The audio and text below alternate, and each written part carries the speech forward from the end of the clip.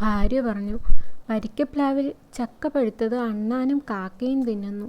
പേരയ്ക്ക, സപ്പോട്ട, ആറ്റച്ചക്ക, റൂമാൻ എല്ലാം പക്ഷികളും വാവലും കൊണ്ടുപോകുന്നു. അതാണല്ലോ രസം. ഒരു താങ്ങുമില്ലാതെ കോടാനുകോടി ഗോളങ്ങളെ നിലനിർത്തിയിരിക്കുന്ന ദൈവം തമ്പുരാൻ ഭൂമിയിൽ ജീവികൾക്കായി എന്തെല്ലാം സൃഷ്ടിച്ചിരിക്കുന്നു. പഴങ്ങൾ, പുഷ്പങ്ങൾ, കിഴങ്ങുകൾ, ധാന്യങ്ങൾ, പുല്ല്, വെള്ളം, വായു, പിന്നെ ചൂടും വെളിച്ചവും. ഭൂമിയിലെ ഉൽപ്പന്നങ്ങളുടെ എല്ലാം അവകാശികളാണ് ജന്തുക്കളും മൃഗങ്ങളും പക്ഷികളും കൃമികീടങ്ങളും വൃക്ഷങ്ങളും ചെടികളും മറ്റും. ഈ പരമാർത്ഥം എപ്പോഴും ഓർക്കുന്നത് നല്ലതാണെന്ന് തോന്നുന്നില്ലേ? ഭാര്യ ചോദിച്ചു. ഒരു കാര്യം പറഞ്ഞാൽ മുഷിയുമോ? ലവലേശം മുഷിയേയില്ല കാച്ച്. എന്നാലേ ഭവാനെ പോലുള്ളവർ കല്യാണം കഴിച്ച് വീടും കുടിയും ഭാര്യയും മക്കളുമായി കഴിയാതെ കാട്ടിൽ വല്ല ഗുഹയിലും തുണിയും കോണായുമില്ലാതെ അനങ്ങാതിരുന്ന് തപസ്സെയ്യുകയായിരുന്നു നല്ലത്. തിന്നാനും കുടിക്കാനും പുറം മാന്തിത്തരാനും നീയുണ്ടെങ്കിൽ ഏത് ഗുഹയിലും ഞാൻ താമസിച്ച് ഘോരഘോരം തപസ് ചെയ്യാം. എന്നാൽ നമുക്ക് നമ്മുടെ വീടായ ഈ ഗുഹ മതി. പക്ഷേ പാമ്പും പഴുതാരയും തേളും അരണയും ഈ ഗുഹയിൽ കടക്കുന്നത് എനിക്കിഷ്ടമല്ല. അതിനെയൊക്കെ അടിച്ചു കൊല്ലണം.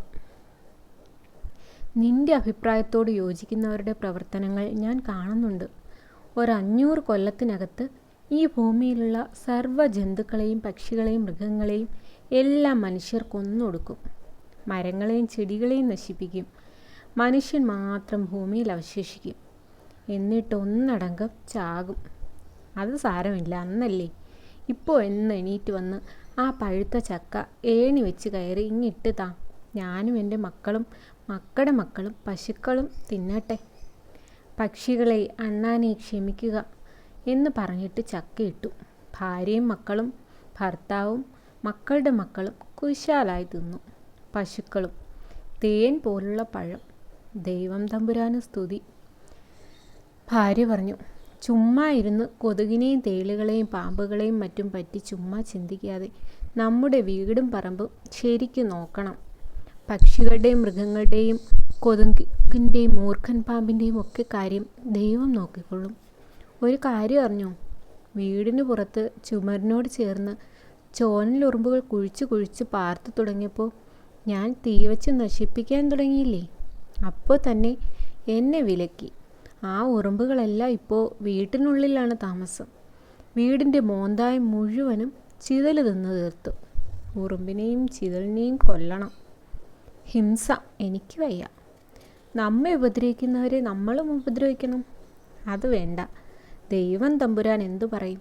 സ്നേഹത്തോടെ പെരുമാറുക. എനിക്ക് ഈ പ്രപഞ്ചങ്ങളെല്ലാം സ്നേഹത്തോടെ ആലിംഗനം ചെയ്യാൻ തോന്നുന്നുണ്ട്. ഞാനും മക്കളും മറ്റുമാണ് പ്രപഞ്ചമെന്ന് വിചാരിച്ചാൽ മതി. മുഷിയരുത്. അത്രയ്ക്ക് ചെറുതാവാൻ വയ്യ. എന്നാലേ അങ്ങ് വലുതായിക്കോ, വലിയ മുട്ടൻ. ഭാര്യ കെറിച്ചു. അന്ന് രാത്രി ഒരു സംഭവം ഉണ്ടായി. ഇച്ചിരി പിടിയോളം ഭയങ്കരം. വീട് കയറി ആക്രമിക്കുന്ന മട്ടാണ്. ജീവനും സ്വത്തിനും രക്ഷയില്ല. ഇതെവിടുത്തെ ന്യായം? രാത്രി ഊണെല്ലാം കഴിഞ്ഞ് സംതൃപ്തിയോടെ കിടന്നു. നല്ല ഉഷ്ണകാലം. ഫാൻ ഓൺ ചെയ്ത് ഒരു ചെറിയ ഇലക്ട്രിക് വിളക്കിൻ്റെ പ്രകാശത്തിൽ കിടക്കയിൽ കിടന്ന് വായിക്കുകയായിരുന്നു. വികസിച്ചു കൊണ്ടിരിക്കുന്ന മഹാപ്രപഞ്ചങ്ങൾ. വായിച്ചുകൊണ്ട് കിടക്കുമ്പോൾ അനേകം പൂച്ചകൾ, വണ്ട്, പാറ്റ, ചീവീട്, മിന്നാമിനുങ്ങ് എല്ലാവരും ഈ വീട്ടിൽ താമസിക്കുന്നവരാണോ? ദൈവം തമ്പുരാനെ, ജനാല വഴി കടന്നതായിരിക്കും. ഇഷ്ടം പോലെ കൊതുകുകളുമുണ്ട്. മൂട്ട സ്ഥിരമായുണ്ട്. ഒരു കൊതുക് കൈത്തണ്ടയിൽ വന്നിരുന്ന് കുത്തി ചോര കുടിക്കുന്നു. കുടിക്കട്ടെ. മനുഷ്യരുടെയും മൃഗങ്ങളുടെയും ജന്തുക്കളുടെയും ചോര കുടിച്ച് ജീവിക്കുവാനായി ദൈവം തമ്പുരാൻ കൊതുകുകളെയും സൃഷ്ടിച്ചു, മൂട്ടകളെയും. നിർബാധം കുടിക്കട്ടെ. ഒരു ലേശം വേദനയോ അസുഖമോ ഒക്കെ ഉണ്ട്. അടിച്ചു കൊല്ലാനുള്ള വ്യഗ്രത. കൊല്ലണ്ട, തൃപ്തിയാവോളം കുടിക്കട്ടെ. മരിച്ചു പോകുന്ന മനുഷ്യനാണല്ലോ. പുരാതനമായ ഈ വീട് ഇതാരുണ്ടാക്കി? ഇവിടെ എത്ര സ്ത്രീ പുരുഷന്മാർ മരിച്ചിട്ടുണ്ട്. നോക്കുമ്പോൾ ഭാര്യയും മക്കളും മറ്റും വിയർത്ത് കുളിക്കുന്നു. അവർക്ക് ലേശം കാറ്റ് കൊടുക്കണം. ചോര കുടിച്ച് വീർത്ത് കൊതുക് ചുമപ്പനായി പറന്നുപോയി. കടിച്ച ഭാഗം ലേശം ചൊറിച്ചിൽ. കിടക്കുന്നത് ഉയർന്ന തിണ്ണയിലാണ്. നടവാതിൽക്കൽ 4-5 അടി വീതിയിൽ താഴ്ന്ന സ്ഥലം. അപ്പുറത്തും ഇപ്പുറത്തും ഭിത്തികളോട് ചേർന്ന് ഉയർന്ന തിണ്ണ. ഈ തിണ്ണകൾ ഈശ്വരപ്രാർത്ഥനയ്ക്ക് വേണ്ടി പണ്ടാരോ നിർമ്മിച്ചതാണ്. പ്രാർത്ഥന: പ്രപഞ്ചങ്ങളുടെ സൃഷ്ടാവേ, രക്ഷിക്കണേ. ഭാര്യയും മക്കൾക്കും മറ്റ് ലേശം തണുത്ത കാറ്റ് കൊടുക്കണം. താഴെ ഒരു കയറ്റുപായ ഇട്ടിട്ടുണ്ട്. അത് കുടഞ്ഞിട്ട് വളരെ കാലമായി. ആ കയറ്റുപായയിലേക്ക് കിടക്കയിട്ടു. വിളക്കരികിൽ വെച്ചു. ഫാൻ നീക്കി വെച്ചു. എല്ലാവർക്കും കാറ്റ് കിട്ടുന്നുണ്ട്. ഫാൻ കറങ്ങുന്ന ശബ്ദം മാത്രമേ ഉള്ളൂ. കോഴികളെ പിടിക്കാൻ കുറുക്കന്മാർ വരുന്നുണ്ടോ? മരപ്പട്ടി എന്ന പനിമരുവും വരും. നായ കുരയ്ക്കുന്നില്ല. കുറേ സമയം ശ്രദ്ധിച്ചു. ഒന്നുമില്ല. വെളിയിൽ ഇരുളാണല്ലോ. പരിപൂർണ നിശബ്ദത. മനുഷ്യർ ഉറങ്ങുന്നു. ദൈവം തമ്പുരാനെ, ഒരു ചെറിയ മരണമാണല്ലോ ഉറക്കം. എത്രയോ മരണങ്ങൾ. ജീവിതം തിന്നും കുടിച്ചും രമിച്ചും വഴക്കിട്ടും അങ്ങനെ അനന്തമായി പോകുന്നു.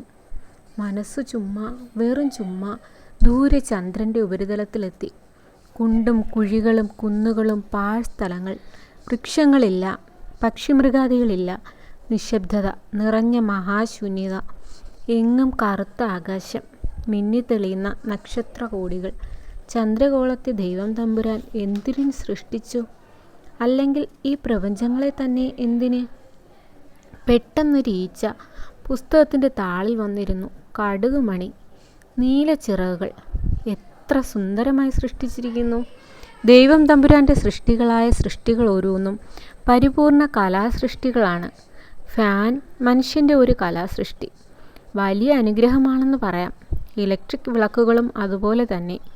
റേഡിയോയും ഉച്ചഭാഷിണിയും രണ്ടും പലപ്പോഴും ഒരനുഗ്രഹമല്ല. ടെലിവിഷനോ മനുഷ്യസൃഷ്ടിയാണല്ലോ, ഗുണവും ദോഷവും. എന്തൊരു നിശബ്ദത!